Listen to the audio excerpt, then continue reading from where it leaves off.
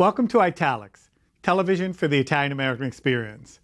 I'm your host, Anthony Tamburri. On this episode of Italics, we'll explore the topic of homosexuality. As a follow-up to a previous segment, which focused on gay men in Italian America, today we will skip the G, so to speak, and get to the LGBTQ.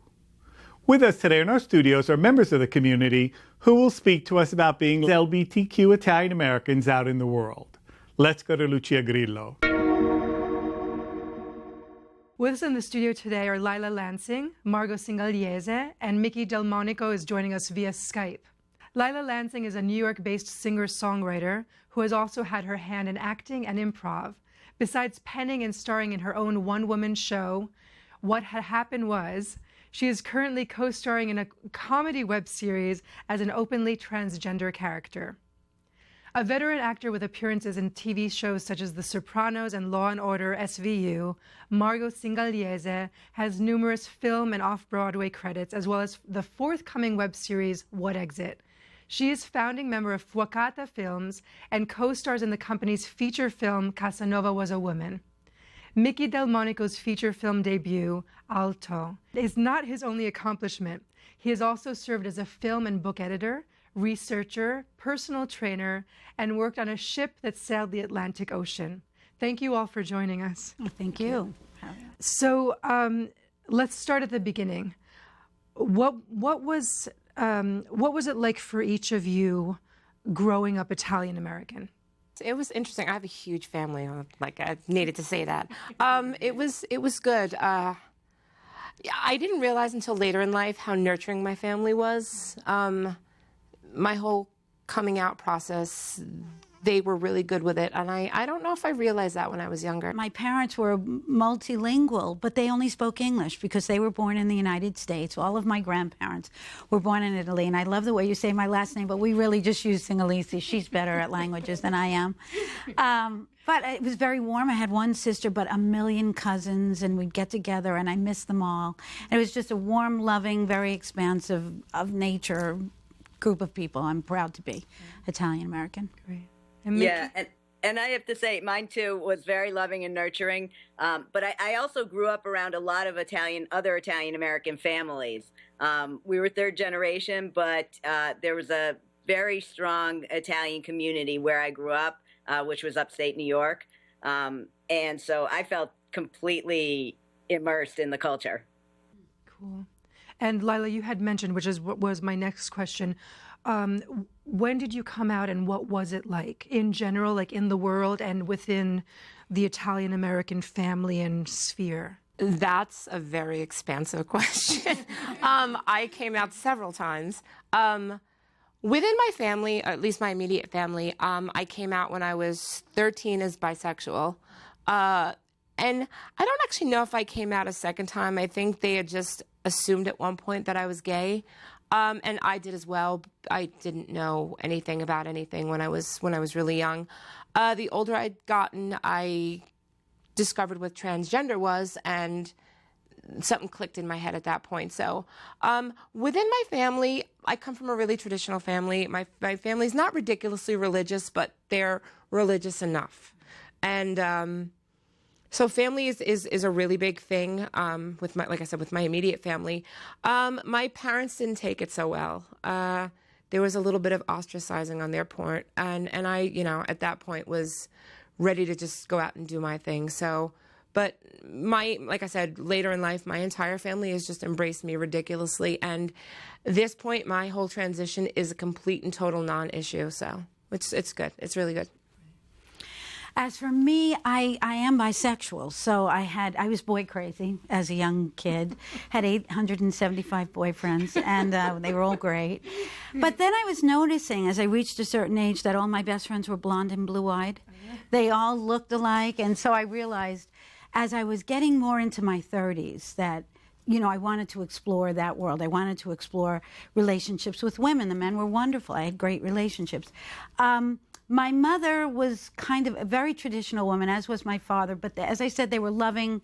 They were fun-loving. My mother was religious, but she didn't proselytize. Mm-hmm. But at one point, she said to me, "Oh, please, be anything but a lesbian." Can you imagine? So the next week I'm crying on the phone, and it was about my first female lover. And I finally said to her, Mom, listen, I don't want to embarrass you. It's not your fault. Can you imagine taking that stand? But I do love this girl. And she said, do you love her in a special way? And I said, yes. And she said, okay. And usually she would say, don't worry, you'll find another guy. But this time she said, don't worry, you'll find another guy. I mean, girl. I mean, whatever you want. And then she went to talk to her priest. And the priest said, is she a good daughter? And my mother said, yes. And he said, go home and love her. So I have a very warm and loving family. They've all been great. I love these stories. They're really great. I only recently came out to my family as transgender, and I did it while I was making my feature film. Wow. No idea why. As I if thought making that a was good feature time. film wasn't enough, Mikki. Like, Right. I thought it was a great time. And I was actually really fortunate. My family was very loving and accepting, and my sister, called me one day and was like, you look better as a boy. You are handsome. Okay, great. So, Well, I had a good transition, but I did wait for a lot of years. I'm not a spring chicken, as they say, So I waited, and I waited to do the transition. I waited to tell my family. So part of it was that my grandmother was still living, and that I have to tell you that there was a part of me that just waited. wow. I understand that. Do you? I do, because although I was very, very close to my dad, and he was a very bright guy, quite intellectual, I think I told him once that I had some conflicting feelings, and he said, oh, well, you've always loved boys. But he wasn't denigrating it. Mm-hmm. He did believe, though, that men and women should be together for procreation. I know that. Hello, and what can I say? And then, but, he had a heart condition, and as Mikki said, he was very loving, and I'm sure he would have been fab. I think he knew. But I didn't come right out and tell him. But the week before he died, he had gotten into a lot of pain in the hospital. And I said, I wanted to stay. And he said, no, I don't want you to see me this way. Where is Jezebel, who was my lover of many years? And I said, she's home. He goes, she's your angel. She loves you. So I think that was his blessing. Lucky. Wow. Yeah, I wish I was so lucky. I unfortunately didn't. My parents, there was conversations on and off, but I didn't see them for probably about a good 15-year period. I was close with my sister. My sister's a lesbian, so that was, we had this little thing against my parents, I guess.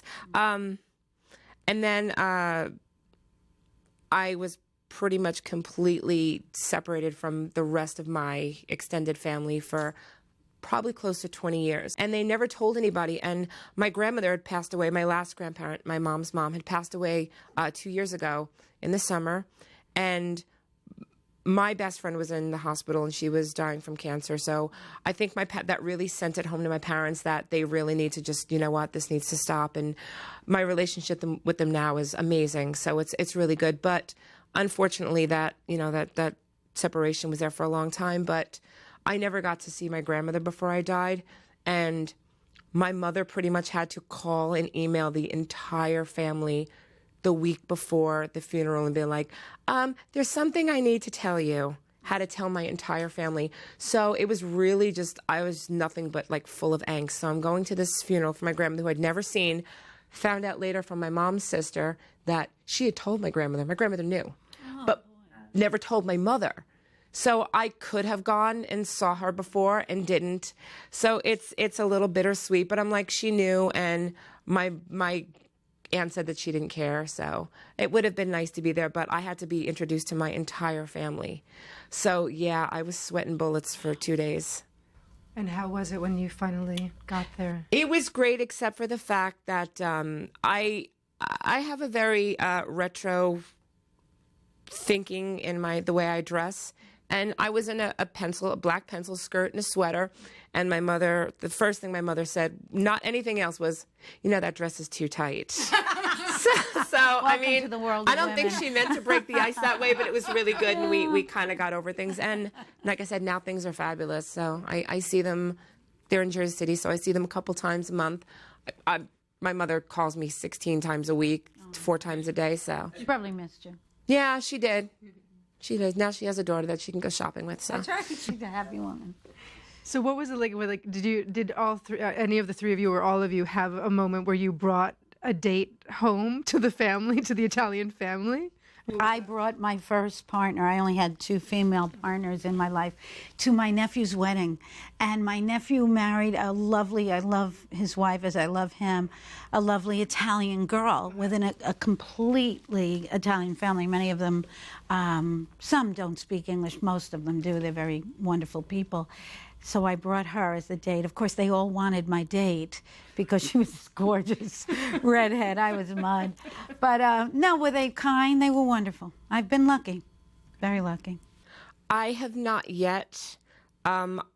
Unfortunately, dating, and I'm sure Mikki knows this, dating as a trans person is not the easiest thing on the planet. And I think the stigma is just worse for men that are into trans women because there's, women are allowed to be more fluid with their gender because women are expected to have close bonds.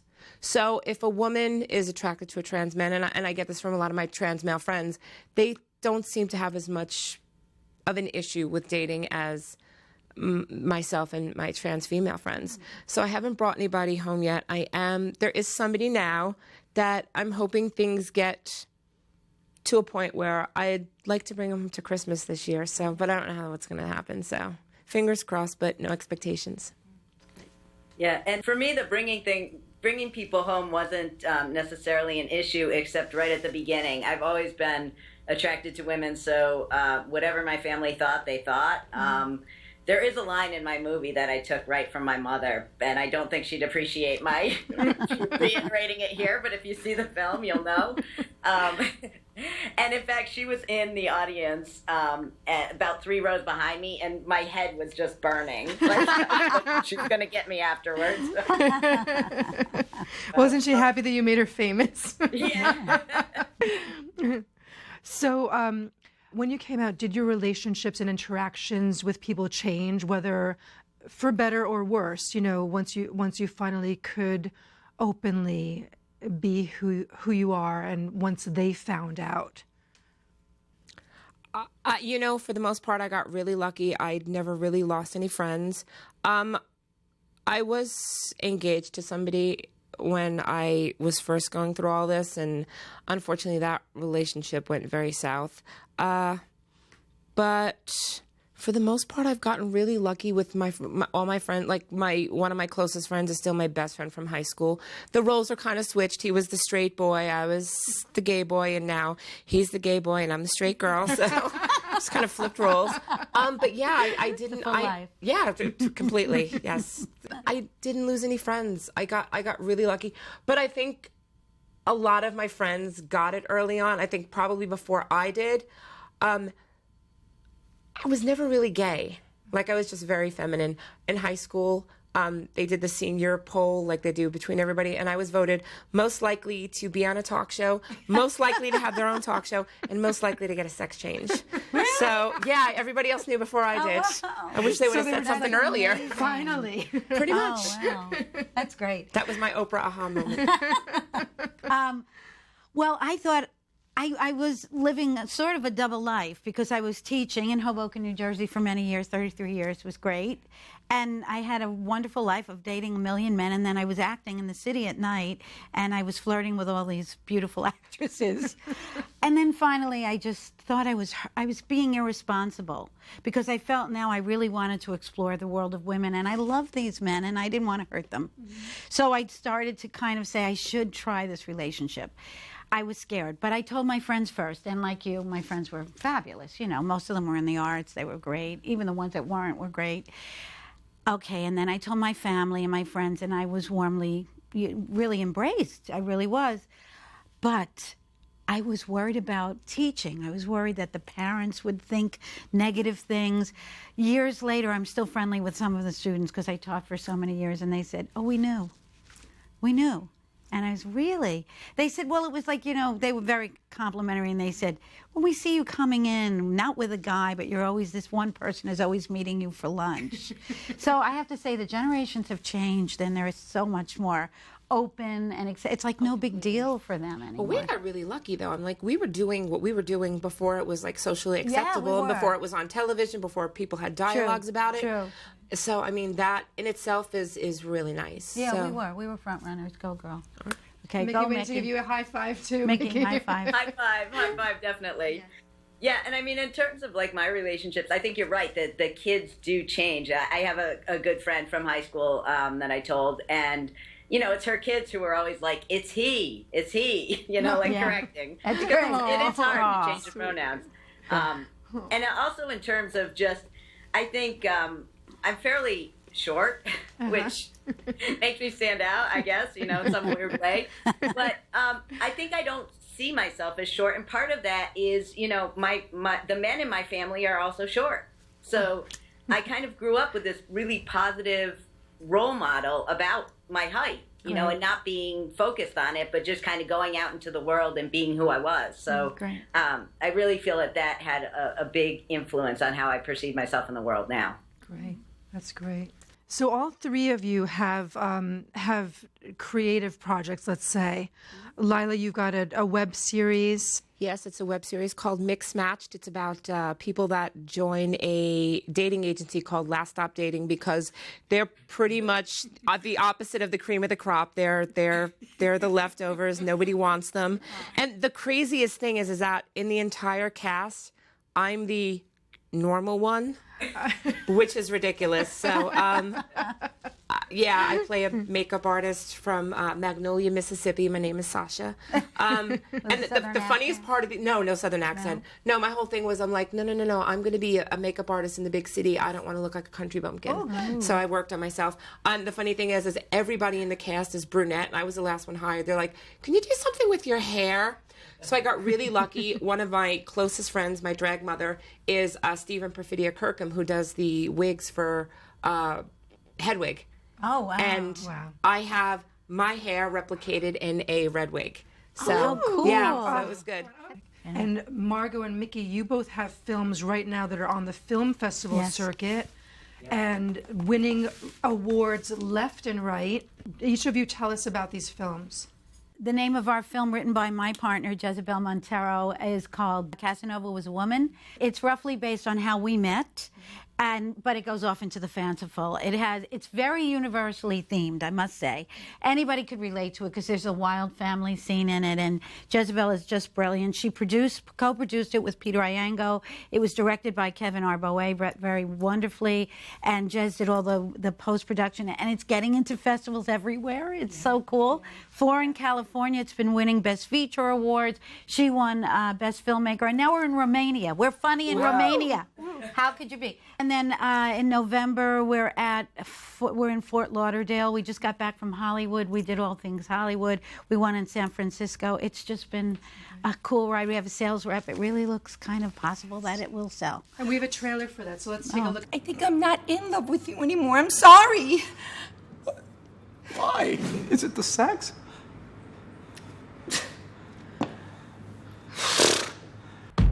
Kaz, is my hair high enough? High enough? Lola, it's an edifice. Okay? You've got Empire State Building, Sears Tower, Lola's hair. I used to think you were either born gay or born straight. You know The Rock? Dwayne Johnson? That's my type. Nowadays, it's okay to be what they call sexually fluid. What would you say if a straight friend wanted to kiss you? If that straight friend was you, I would say, thank you, Lord! Praise Jesus! Sorry. Well, what's the big secret? What are you dating, Batman? Oh, more like Catwoman? You are dating a transvestite? God. Can you be a free-spirited, sexually fluid, pansexual, bisexual, metrosexual monogamist? So what? Our sister is with a woman now. Big deal! Waiter, can I have a case of this wine? Can I call you Cass? Yes. Cass. Any questions? Casanova?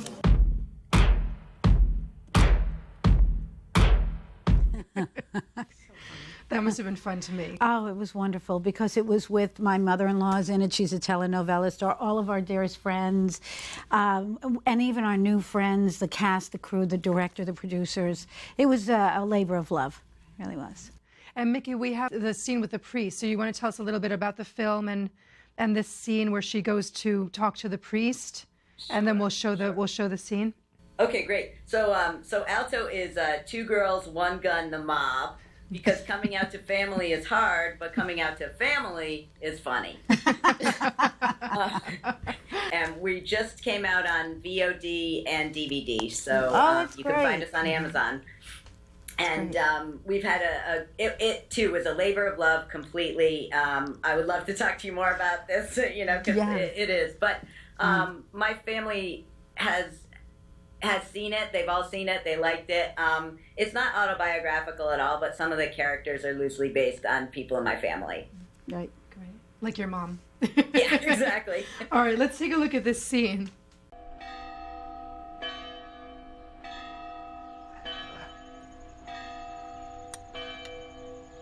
So you want to talk about the wedding, eh? Getting cold feet, Francesca? No.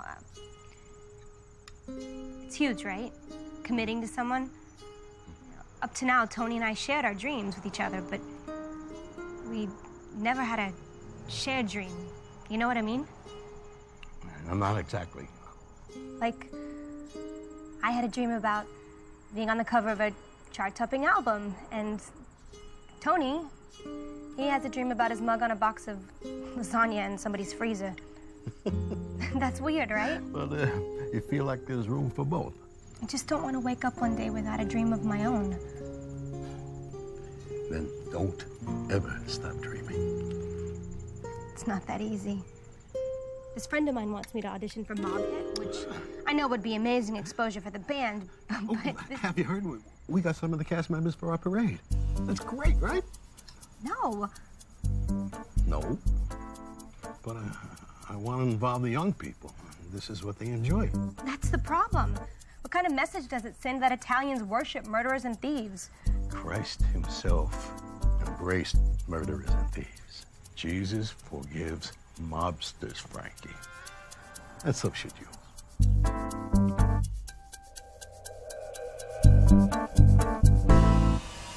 Tell us about that scene, Mikki, because there's a lot in there. Yeah. There's a lot. So first, her fiance is a frozen food entrepreneur. He wants to make, frozen lasagna. So that's where that question came from. And the show Mob Hit is basically a show that's very popular, and that Frankie, who's the lead character, is kind of shying away from because she believes it kind of takes the Italian community and makes fun of it, and puts it in this stereotypical mob setting. Mm-hmm. But long story short is she gets involved with the Mafia, so That's funny. She has to deal with all of that. The religious aspect of the culture, whether you're religious or not, it somehow comes into play. Like, she goes to let's say the patriarch, or she goes to the priest, right? Because she's really, conflicted, or she's really, grappling she's really with... conflicted, and she wants answers, and she believes that, by going to the head honcho, she'll get the answers she needs. Mm-hmm. Jesus does forgive mobsters, so... I love that line. It's great. Lailah, I discovered doing research about you, I discovered something really, really wonderful, really delightful. Apparently you inspired Laverne Cox's look in the current film Grandma. I did. And now you need me, and I'm broke. You want a tattoo? A little one. Now that I can do. Laverne and I are very old friends, and she had told me when she was actually filming the movie, she'd put something up on Instagram, and she was like, "This is the woman that inspired the look," and I commented back, and it was really cute. And then I was sitting at home one day, and my friend Jason was like, "Oh my God, Laverne just mentioned you on the talk." And I got like 75,000 Facebook messages. My friends were all texting me. They're like, "You were on TV." I was like, "No, my name was on TV." But yeah, she did. And then she did an interview for a magazine.